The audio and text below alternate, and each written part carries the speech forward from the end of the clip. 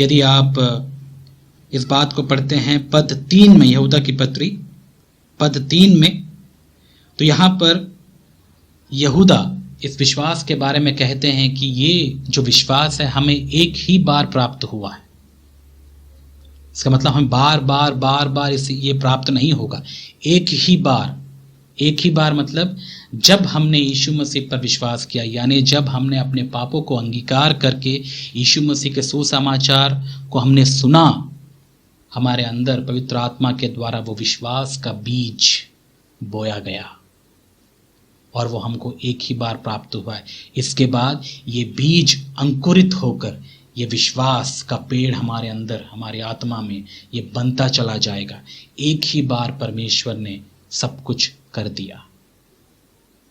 इसका मतलब है यदि हम कोई विश्वास एक ही बार मिला है, तो यदि हम इसे खो दें तो दोबारा हमें प्राप्त नहीं होगा, बहुत मुश्किल है।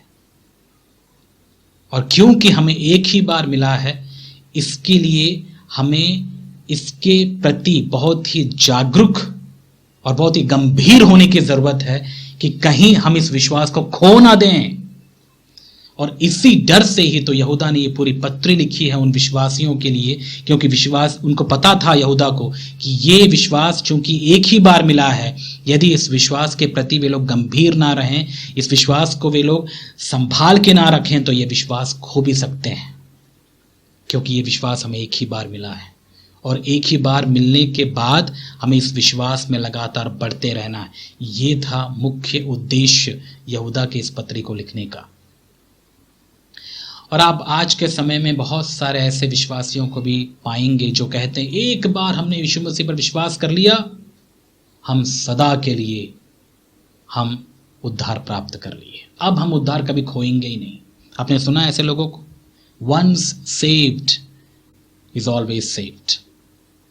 ये जो विचारधारा रखने वाले जो लोग हैं, यदि आप इस वाक्य को ध्यान से समझें, once saved is always saved, पता ये किन लोगों के लिए लागू करता है?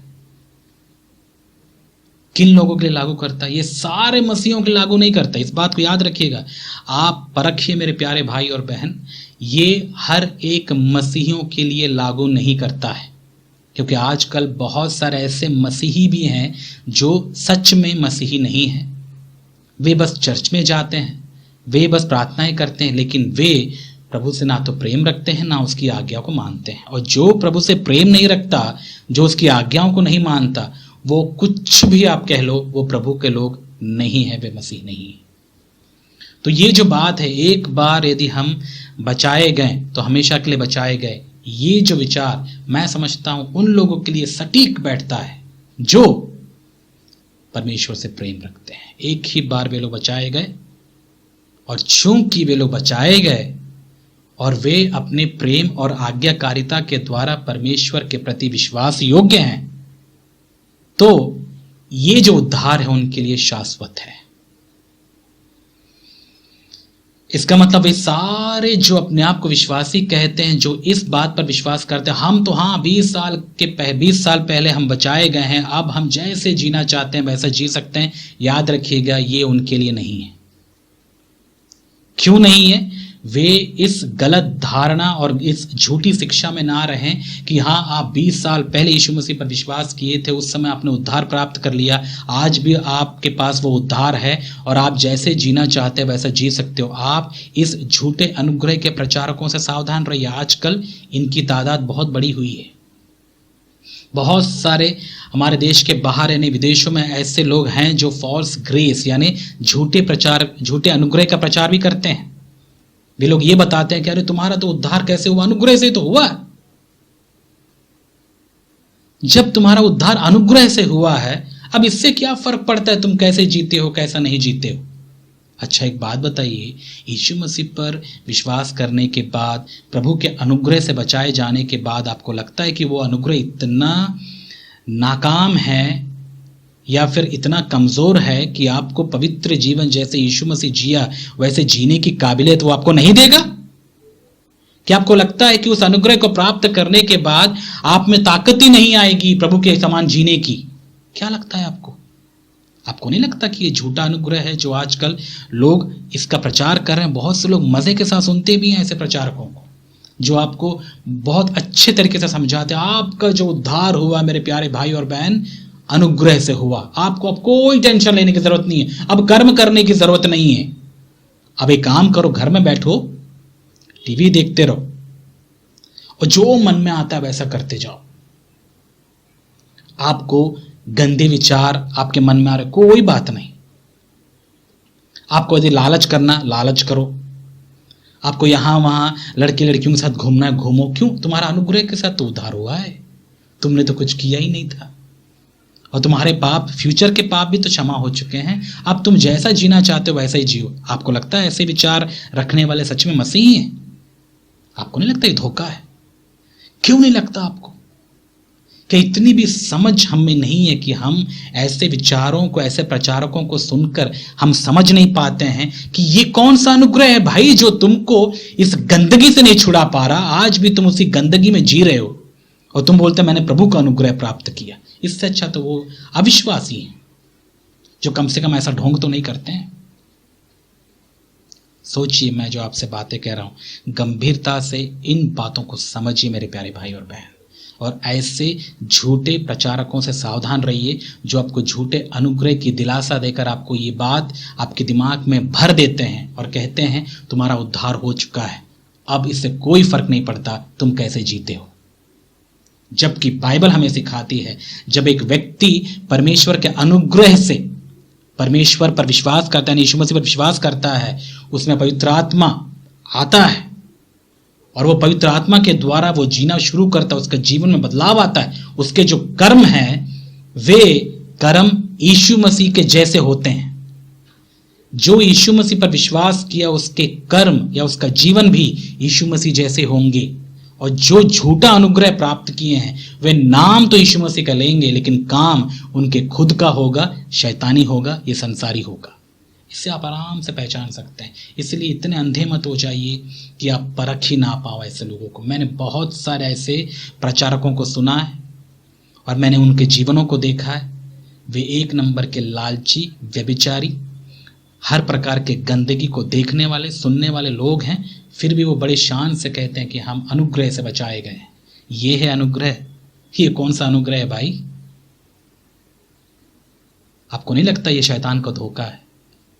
इसलिए वंस सेव्ड ऑलवेज सेव्ड ये केवल उन लोगों के लिए है जो प्रभु के प्रेम में बने हुए हैं अपने आज्ञाकारिता के द्वारा।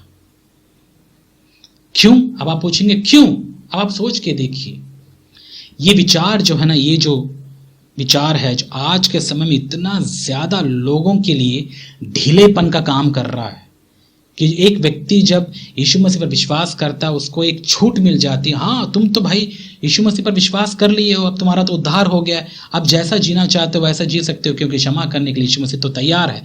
पता ये विचार से लोगों के मन में क्या आता है? बोलता है कोई बात नहीं यार, पाप कर सकते हैं, आप पाप कर सकते हैं, कोई प्रॉब्लम नहीं, क्यों क्षमा तो है ही। इसलिए मैंने कई विश्वासियों को देखा वे पाप करने से डरते नहीं है, पाप करने से भी डरते नहीं है क्योंकि उनको लगता है प्रभु है ना क्षमा करने के लिए।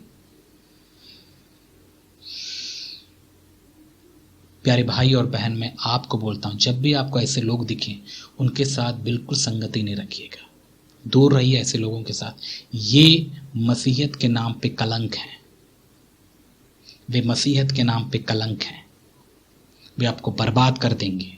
उनके इस विचारधारा से दूर रहिएगा, वे पाप पे पाप करते जाएंगे। और यहूदा ने जिन लोगों के बारे में यहाँ जिक्र किया वे भी वैसे ही थे, परमेश्वर के अनुग्रह को लुचपन में बदलने वाले लोग। ये वही लोग हैं जो आज भी हमारे चर्चेस में, हमारे कलीसियाओं में, हमारे आसपास आपको मिलेंगे। देखेंगे आप ऐसे लोगों को जो यीशु मसीह के नाम लेकर पाप करते हैं, बोलते हैं हम तो मसीह हैं, हमारा प्रभु तो मर गया, अब हमको कोई टेंशन नहीं है, हमारे पाप सब क्षमा हो चुके हैं। कई लोग तो बोलेंगे हमारे फ्यूचर के पाप भी क्षमा हो चुके हैं। अद्भुत लगता है सब चीज। और ये उनके लिए एक लाइसेंस बन जाता है, मतलब उनके लिए एक आजादी मिल जाती है, एक परमिशन मिल जाता है। अब यदि हम पाप भी करें ना, प्रभु है ना क्षमा करने के लिए, अब कोई टेंशन नहीं है। इसलिए कोई बात नहीं यार, कभी कभी आपने उस गंदे मूवी को देख लिया, कोई बात नहीं, चलता है, प्रभु है माफ करने के लिए, और तुम देखते रहो। आपको लगता है ऐसे लोग कभी पाप पर जय पाएंगे? फिर तो आत्मिक युद्ध की कोई बात ही नहीं होती, नहीं? आत्मिक युद्ध की क्या बात है बताइए? जब हमको पता है कि हमारा उद्धार हो गया, वो सारे वचन फिर क्यों हम पढ़ते हैं इफिसियों की पत्री में कि हमको आत्मिक युद्ध करना भी है? क्यों उन सारे विचारों को जो परमेश्वर के विरुद्ध हमारे अंदर उठती हैं, उनको हम यीशु मसीह के नाम पे बांध के हम अपना गुलाम बनाते हैं? क्यों? वो सब करने की जरूरत ही नहीं है फिर तो। अरे फिर तो जियो, ऐश करो भाई, तुम्हारा तो उद्धार हो गया। अब क्यों ढोंग कर रहे हो भाई तुम लोग? सोच के देखिए। और ये विचार ना जाने कितने लोगों के लिए खतरनाक साबित हुआ है। आज के समय में बहुत सारे लोग हैं जो इन विचारों को लेकर अपने आप को मसीह कहकर वे लोग जी रहे हैं, जबकि वे नहीं जानते उनके लिए एक भयानक दिन है, क्योंकि वे इस अनुग्रह को जो उन्हें प्राप्त हुआ है उसको लुच्चपन में बदलकर अपने मर्जी से अपने जीवन को जी रहे हैं। और परमेश्वर शांत नहीं बैठेगा। आपको लगता है परमेश्वर अंधा है? आपको लगता है परमेश्वर कमजोर है? कई लोग सोचते हैं परमेश्वर कुछ नहीं करता है, परमेश्वर तो चुपचाप बैठे रहता है। परमेश्वर पता है क्यों नहीं करता मेरे प्यारे भाई और बहन? परमेश्वर असभ्य नहीं है, सब कुछ वो अपने समय पर करते हैं और ऐसे लोगों का दंड चूकता नहीं है। यहूदा की पत्री में हमने पढ़ा, प्रभु का जब दिन आएगा, प्रभु ऐसे लोगों को गिन गिन कर, चुन चुन कर न्याय करेगा और इनको जैसा दंड मिलना चाहिए वैसा भयंकर दंड मिलेगा। और यदि आप ऐसे लोगों को फॉलो करते हैं, सावधान हो जाइए। और मैं आपसे ये नहीं कहूंगा हाँ भाई मत जाओ, फिर आप बोलेंगे अरे आप होते कौन हो मुझे समझाने वाले? मैं कोई नहीं होता हूं समझाने वाला, मैं कोई नहीं होता, ठीक है। लेकिन मैं उनसे बात कर रहा हूं जो प्रभु से प्रेम रखते हैं, जिसके कान हैं वो सुनेंगे। और मुझे पता है जो प्रभु के लोग हैं, जो प्रभु से प्रेम रखते हैं, वे ही सुनेंगे इस संदेश को। और जो प्रभु से प्रेम नहीं रखते हैं, खुद से प्रेम रखते हैं, संसार से प्रेम रखते हैं, जो ऐसे झूठे शिक्षकों से प्रेम रखते हैं, उनके लिए ये मैसेज कुछ नहीं। वो उनको ये सब संदेश पसंद नहीं आते। मुझे हैरानी होती है आजकल लोगों को सत्य वचन पसंद ही नहीं है, जबकि मैं तरसता हूं भाई कोई तो प्रभु का सेवक हो जो बिना समझौता किए परमेश्वर के वचन को जैसा है वैसे ही बांटे, ताकि प्रभु का काम हो, प्रभु की महिमा हो। बहुत कम आज के समय में केवल गिने चुने लोग आपको मिलेंगे जो परमेश्वर के सत्य को बेधड़क निडर होकर बिना समझौता किए बताते हैं। और मैं यही दुआ करता हूं कि प्रभु ऐसे भविष्यवक्ता को उठाए जो सत्य का प्रचार करे। आजकल निठल्ले, संसार के प्रति लालची, पैसों के लालची, अपने आप को भविष्यवक्ता कहने वाले, छोटा मोटा यहाँ फालतू के चमत्कार ऐसा जताकर करके वे लोगों को धोखा देकर अपने आप को भविष्यवक्ता बताते हैं, जबकि एक सच्चा भविष्यवक्ता इन चीज़ों से कोई मतलब नहीं रखता। उनको केवल परमेश्वर का संदेश पहुंचाना होता है, जिसके लिए हाँ उन्हें कीमत चुकानी पड़ती है। और मैं नहीं समझता कि परमेश्वर ऐसे लोगों को आज नहीं उठाते हैं, अवश्य उठाते हैं। अलग अलग जगह पर, विशेष करके हमारे भारत देश में भी मैं सोचता हूँ कि प्रभु ने दया किया। बहुत सारे ऐसे अलग अलग जगह पर लोग हैं, भविष्यवक्ता हैं आज भी, जो सच्चाई से सच का प्रचार करते हैं।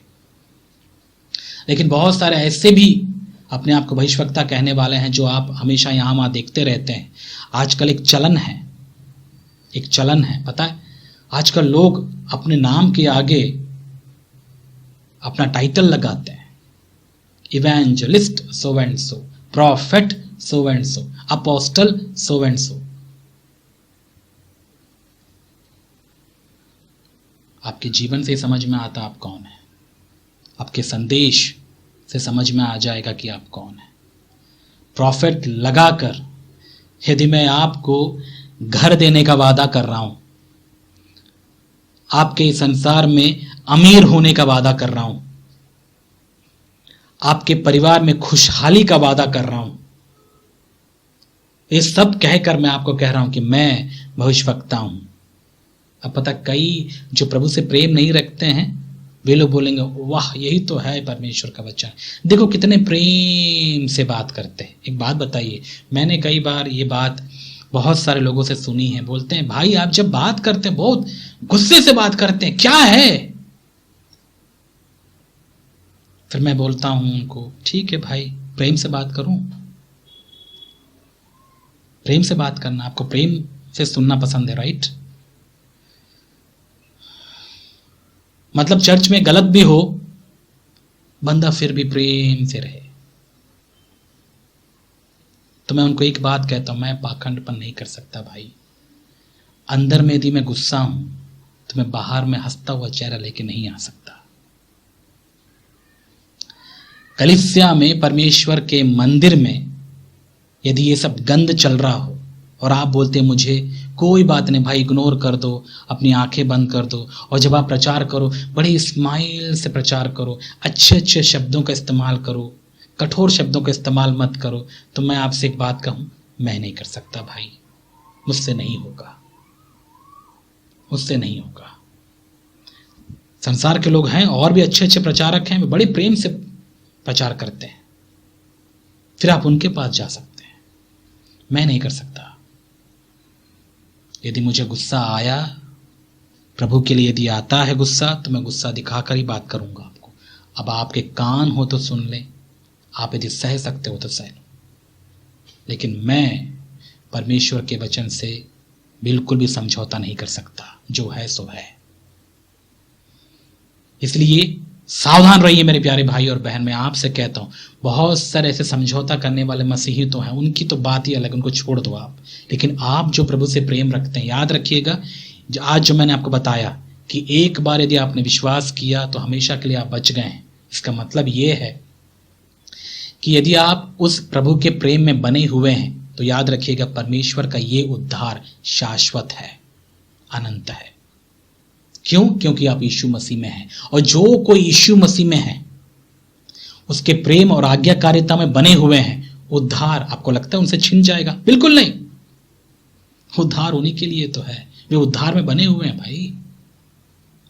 आप यीशु मसीह को ग्रहण कर लिए 20 साल पहले और आप आज अपनी मर्जी से जी रहे हैं, अब आपको लगता है कि आप उस उद्धार के काबिल हैं? कैसे लगता है भाई? आपको पता नहीं एक ही रास्ता है, आपको पता नहीं यीशु मसीह के द्वारा ही उद्धार है, आपको पता नहीं जब तक आप यीशु मसीह में हैं तब तक ही उद्धार आपके साथ बना रहेगा, आपको पता नहीं जब तक आप उसके साथ वो यदि वो दाखलता है, आप यदि डालियां हैं उसके साथ बने रहेंगे तभी तो आप उससे लगातार अनंत जीवन प्राप्त करते रहेंगे। आपको नहीं पता।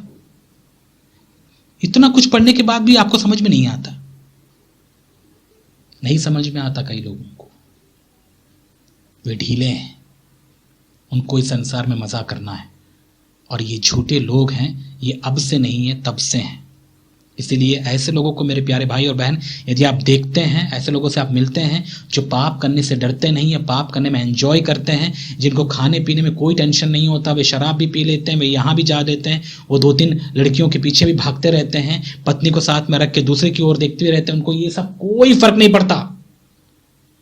ऐसे लोगों से आप दूर रहिए, ये मसीह नहीं है, ये अविश्वासी से भी खतरनाक है। ये आपके साथ रहकर आपको चाकू भोंकेंगे,